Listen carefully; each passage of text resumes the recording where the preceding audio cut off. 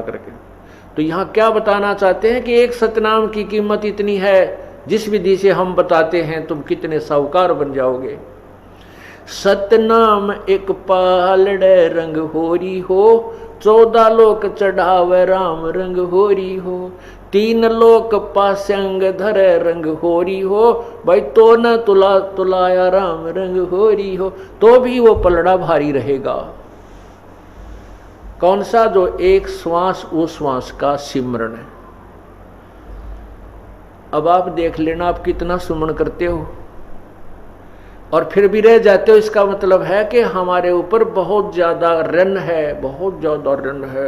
असंख्य युग हो गए हमने यहाँ इस काल के जाल में फंसों को, और काल ये ऐसा चतुर है कि हमारे पुण्यों को बहुत शीघ्र बर्बाद करवा देता है, कोई न कोई कारण बनवा देता है।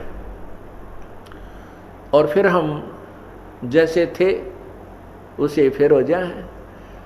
उसके लिए सावधान रहना होगा। हमने अपने पुण्यों को कहीं नहीं बर्बाद करना है।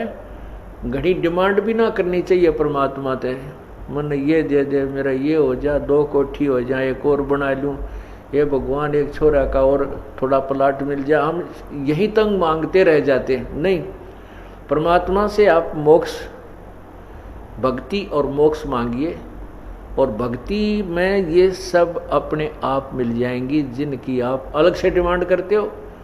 जैसे किसान गेहूं बीजता है और उस किसान के पास अपना कोई पशु भी नहीं है, ट्रैक्टर से सारा काम कर रहा है, तो गेहूं बीजेगा किस लिए? कि वो अपने परिवार का पेट भरे। प्रथम तो उसने अपने परिवार की और अपने जो है जीवन रक्षा के लिए गेहूं की आवश्यकता है।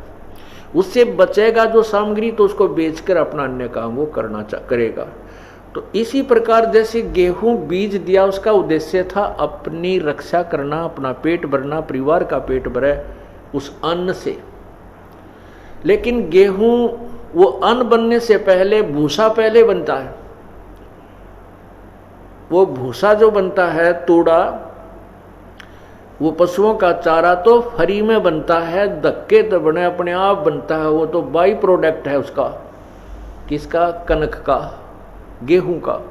इसी प्रकार यदि हम मोक्ष उद्देश्य से भक्ति मांगते हैं प्रभु से, तो उस भक्ति के अंदर यहाँ के तुमने जो ठाठ बाट की आवश्यकता है वो तो आप मिलेंगे, बिना मांगे मिलेंगे। वो तो भूसा है यहाँ का।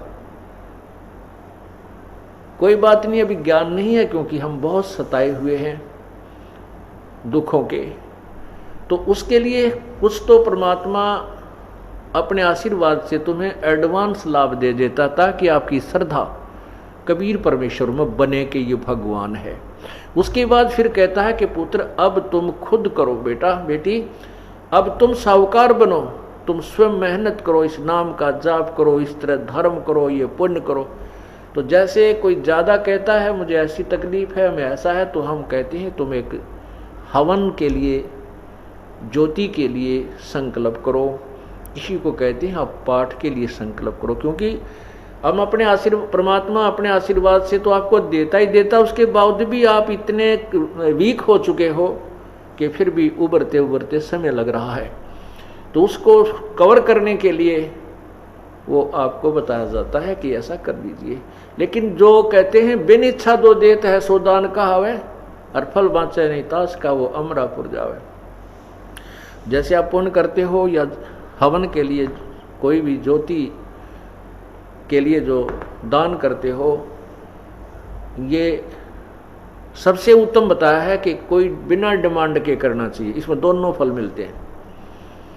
यदि हम किसी डिमांड की कोई परमात्मा से मांग करके जो पुण्य करते हैं, वो काम तो हो जाता है, लेकिन वो पुण्य बराबर हो गया, उस पुण्य के प्रतिफल में आपने ले लिया। और बिन इच्छा जो देते सो दान कहावे, फल बाँचे नहीं तास का वो अमरापुर जावे। जो दान आप करते हो सब इच्छा से, कर्तव्य समझकर, जैसे गीता जी के 3रे अध्याय में लिखा है कि जो व्यक्ति परमात्मा के दिए हुए उस धन में से जो दान नहीं करता, वो तो पापी, एक पाप खाता है। इसलिए हमारा परम कर्तव्य है कि हम कुछ पुण्य करें, यज्ञ करें। तो उसके लिए हमारा परम कर्तव्य समझ करके हम जो पुण्य, दान, जो भी करते हैं, पाठ आदि करवाते हैं, उसका फल दोनों लाभ देता है। वो आपके जो काम अड़े हुए हैं उनको भी सेट करता है, क्योंकि आपने बिन इच्छा एक कर्तव्य समझकर दान पाठ आदि करवाया है, और आपको सतलोक जाने के लिए भी उसका पुण्य सहयोगी शेष रह जाता है।